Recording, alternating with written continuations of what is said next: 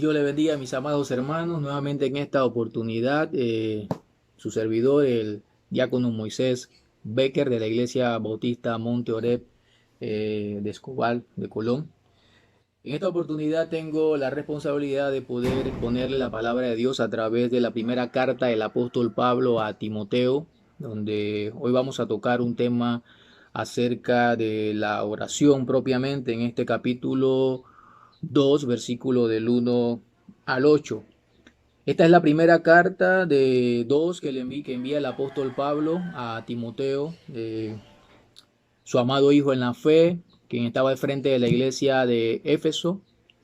Carta que fue escrita aproximadamente entre el año 64 al año 67 después de nuestro Señor Jesucristo, con el fin de poder corregir algunas cosas, algunas particularidades dentro de la iglesia de Éfeso que estaban afectando el culto de adoración o la adoración a Dios. Después de haber sido liberado en su primer encarcelamiento, el apóstol Pablo en Roma escribe esta carta al joven pastor Timoteo. Pablo visitó de nuevo varias de las ciudades que él había ministrado, incluyendo la ciudad de Éfeso, dejando a Timoteo ahí para que él mismo pudiera enfrentar algunos problemas que habían surgido dentro de la iglesia efesia, tales como la falsa doctrina, el desorden en la adoración, la necesidad de líderes calificados y el materialismo. Pablo prosiguió a Macedonia después de donde le escribió a Timoteo esta carta para ayudarlo a llevar a cabo su tarea en la iglesia. Y creo que es una de las excelentes cartas del apóstol Pablo, de las 3 epístolas pastorales, donde ayuda a poder corregir, a poder ministrar a la iglesia del Señor, y nos enseña mucho acerca de la administración de la iglesia con mucho peso doctrinal y teológico, con una instrucción clara y precisa también a este joven pastor Timoteo, y la cual nos ha servido mucho para el crecimiento espiritual de manera personal, y creo que para todo aquel que se acerque a estudiar esta carta, la palabra de Dios, con un corazón humilde, podrá experimentar de alguna manera una confrontación directa y algunas ideas que pueden ser aclaradas a través de esta carta también, que son muy instructivas e ilustrativas en los manejos de los asuntos de la iglesia. Aquí el apóstol Pablo estaba tratando en primera instancia uno de los errores doctrinales que había en la iglesia a causa de la mala enseñanza de los falsos maestros que estaban dentro de la iglesia efesia y que de alguna manera querían desvirtuar o querían desviar la iglesia del Señor. Y es una iglesia en la cual se dieron muchas situaciones, y podemos ver en el libro de Apocalipsis cuando se da el mensaje del Señor Jesucristo a las diferentes iglesias, una de las iglesias que en su momento perdió su primer amor y desapareció del lugar donde se encontraba. Esto nos deja mucha enseñanza a nosotros, porque aquí se dan algunos tópicos importantes para nuestra vida, como instrucciones al respecto de las falsas doctrinas también, la falsa doctrina en Éfeso, la verdadera doctrina del apóstol Pablo.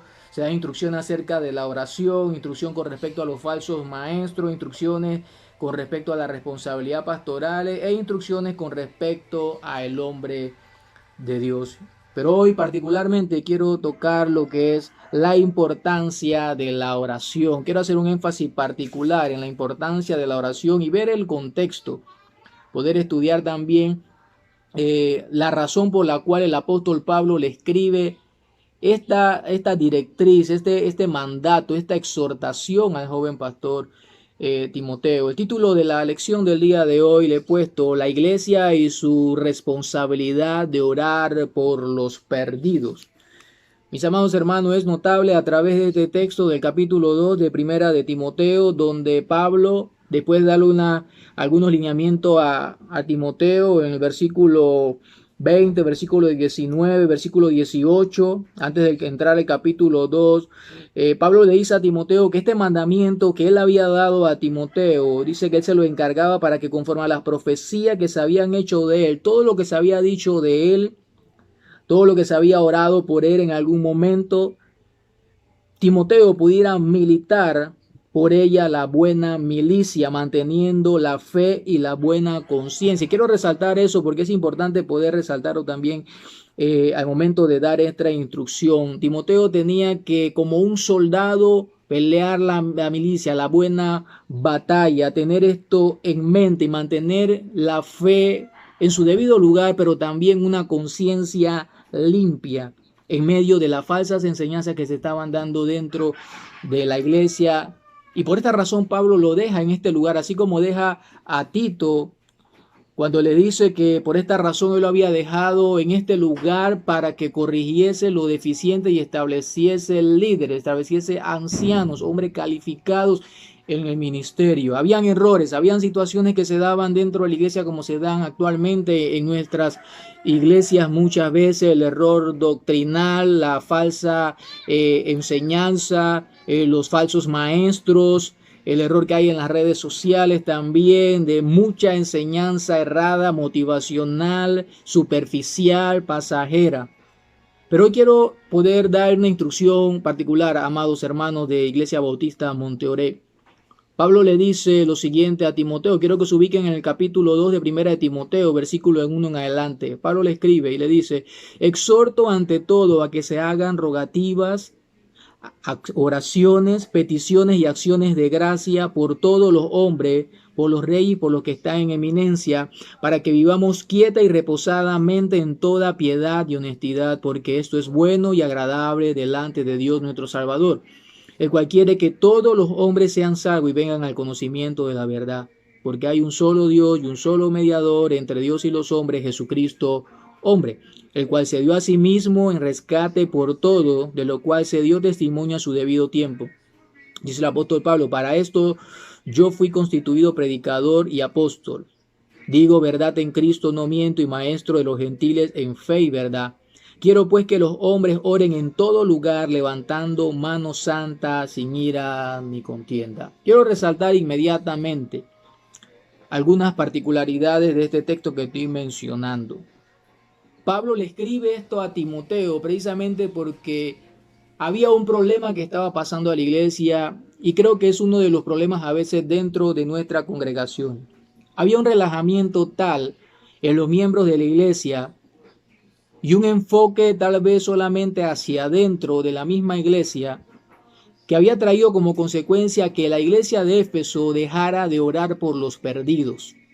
¿Qué pecado más grande? Estamos llamados a orar, estamos llamados a evangelizar, a llevar la palabra a los perdidos, pero esta iglesia de Éfeso había dejado de orar por los perdidos. Y Pablo le da esta carta directamente al líder de la iglesia, que estaba al frente de la iglesia, esta instrucción precisa a él, pero también que él tenía la responsabilidad de llevarla al frente de la iglesia. Y Pablo le dice lo siguiente: exhorto ante todo a que se hagan rogativas. Hay 4 tipos de oraciones dentro de este primer versículo que estamos viendo. Número 1 es rogativas, rogar, clamar, con una intensidad que muchas veces no estamos acostumbrados a hacer en nuestro andar diario, en nuestra vida agitada. Pablo le dice a Timoteo que él quería que la iglesia, él y la iglesia, tuvieran oraciones de rogativa. La palabra griega que se deriva de la raíz, que significa carecer o necesitar. Esta clase de oración siempre está motivada por una necesidad concreta, y en este particular por la necesidad de la iglesia de orar por los perdidos, de orar por su salvación, de orar para que conocieran a Cristo, de orar para que conocieran la verdad por la cual ellos podían ser libres. Pero la iglesia de Éfeso había dejado de orar por esta razón.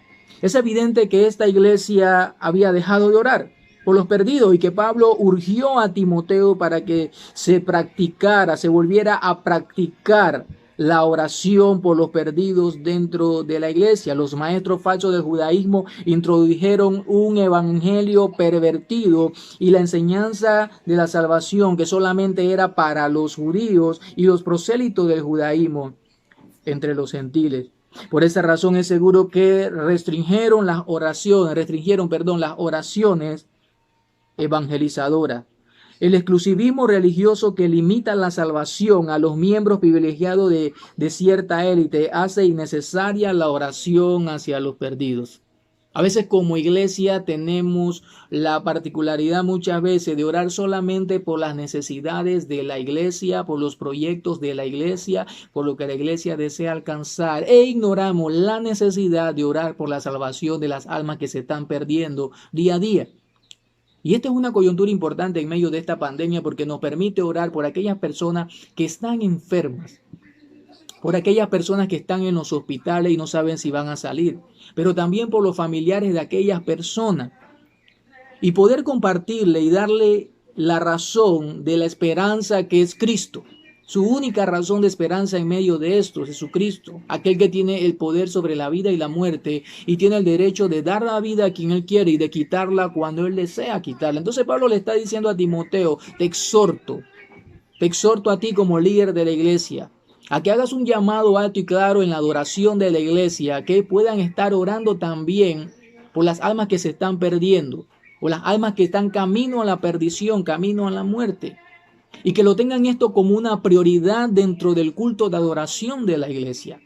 Lo segundo que Pablo le menciona también es que hagan oraciones continuas. La Biblia nos manda en Tesalonicenses a orar sin cesar, a orar en todo tiempo, a tiempo, fuera de tiempo, en todo tiempo, a orar en el camino, a orar en el carro, a orar en la casa, a orar en la cama, a orar al levantarse, al acostarse en la madrugada, a orar todo el tiempo de manera continua, a tener en otras palabras una mente de oración.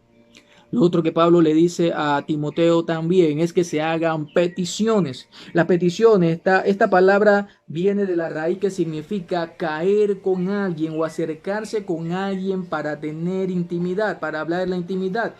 El verbo del cual se deriva esta palabra se emplea para describir la clase de intercesión que hace Cristo y el Espíritu por los creyentes. Es interceder, es pedir a Dios en intimidad, es tener intimidad con Dios, es llevar la necesidad de estas personas que no conocen a Cristo y llevársela a Dios de una forma resuelta, de una forma entregada, de una forma, mi amado hermano, desinteresada, de una forma deliberada, pero orar y tenerlas como una prioridad en nuestra agenda de oración, mis amados que me escuchan. El deseo de Pablo era que los cristianos en Éfeso tuvieran compasión por los perdidos, entendieran la profundidad de su dolor y su miseria. ¿Cuántas personas se pierden al día de hoy?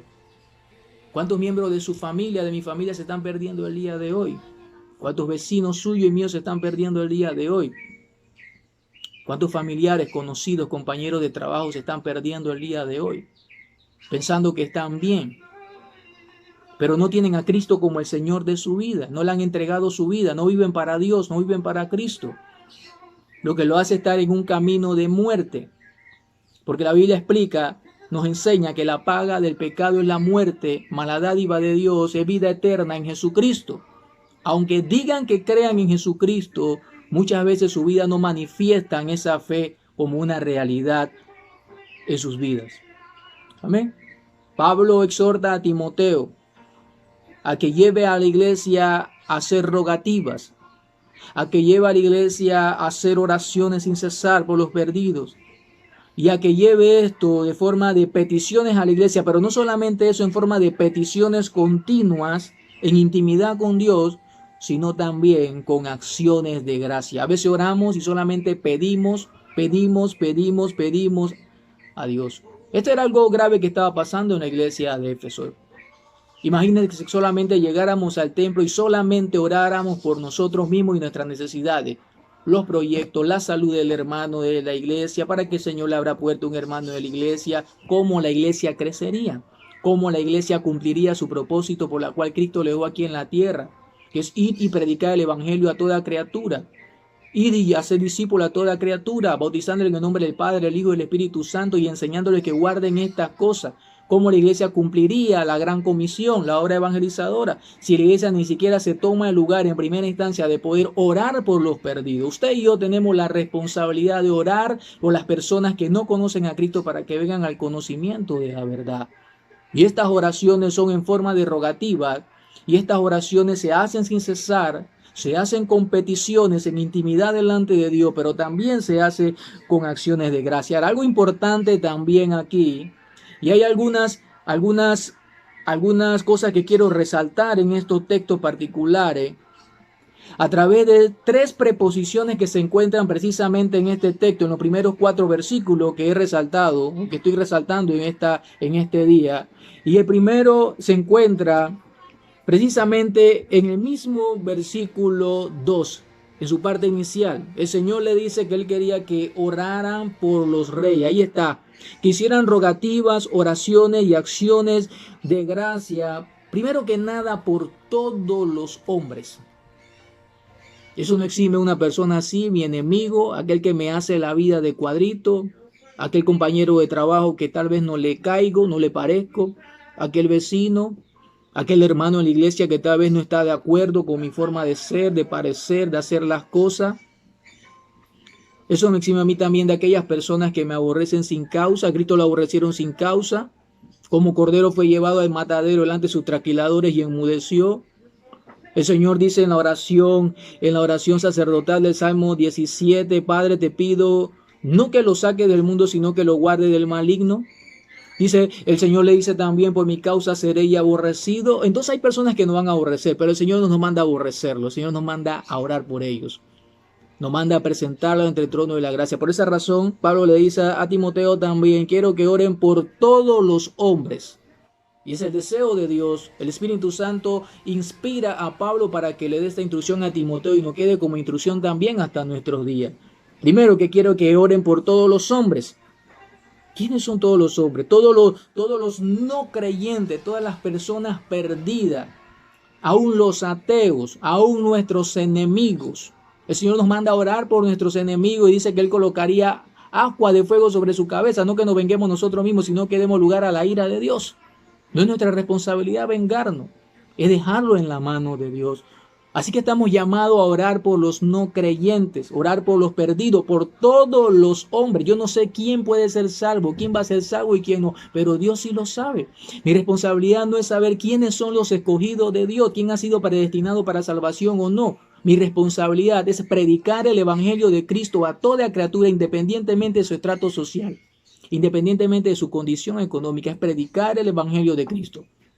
Pablo también le dice a Timoteo que quería que oraran por todos los reyes.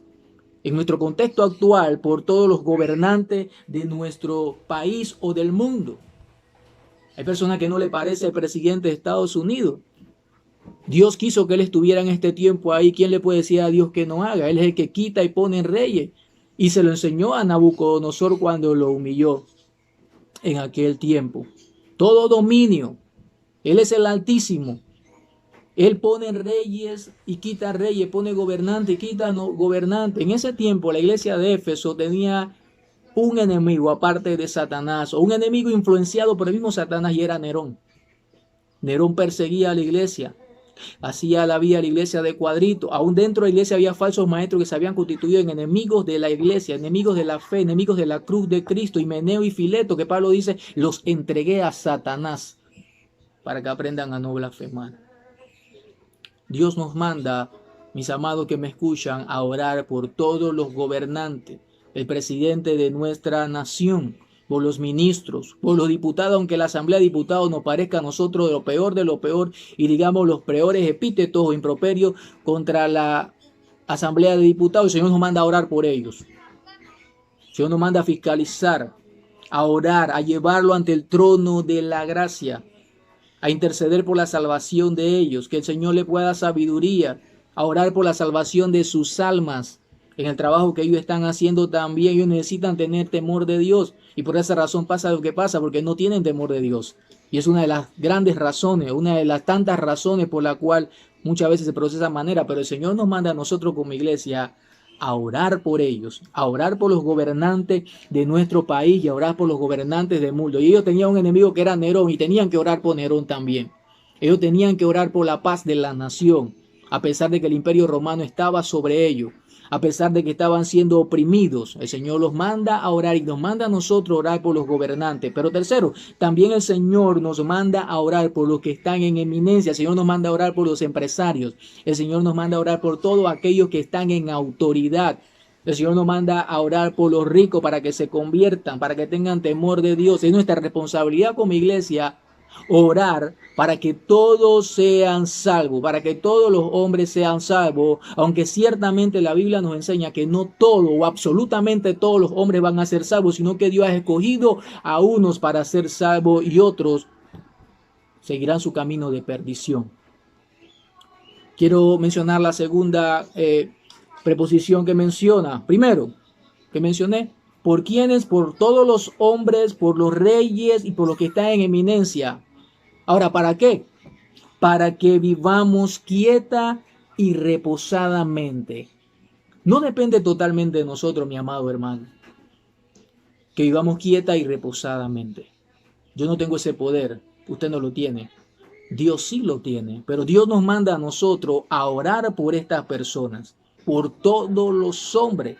La Biblia enseña que el sol sale sobre malos y buenos.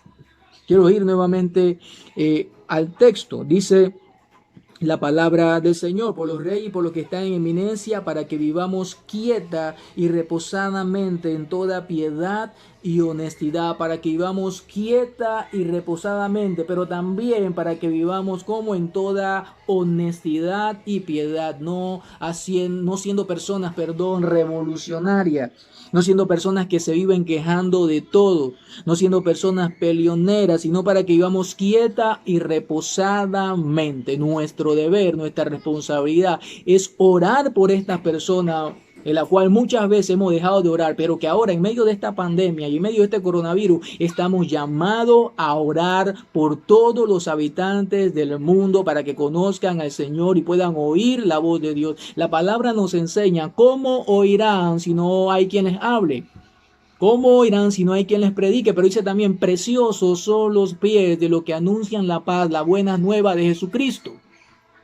Sus pies y mis pies deben convertirse en pies preciosos, porque somos personas que comparten el evangelio a todas las personas del mundo, independientemente su extracto social. El Señor nos manda ¿para qué?